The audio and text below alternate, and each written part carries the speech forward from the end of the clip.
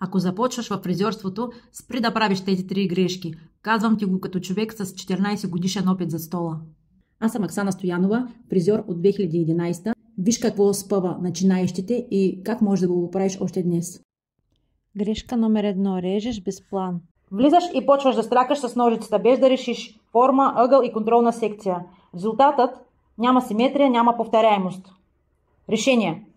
Винаги започвай с диагноза. Форма. Квадрат, триъгълник, дължина, посока на растеж. Създай контролна секция. Работи по водеща линия и проверявай ъгъла на повдигане. Правило. Разделяй тънко, режи чисто, проверявай често.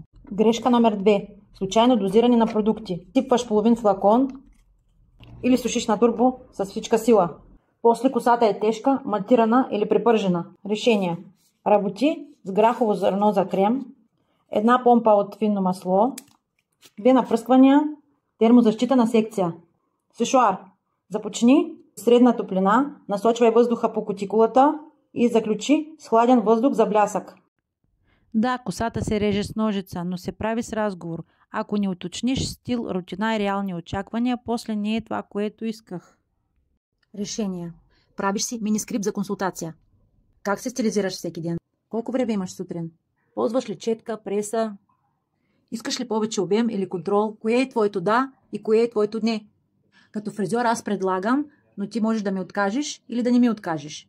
Как да поддържаме корена на колко седмици и на колко седмици да си постригвам бръкчетата? Запомни. План, дозиране, консултация.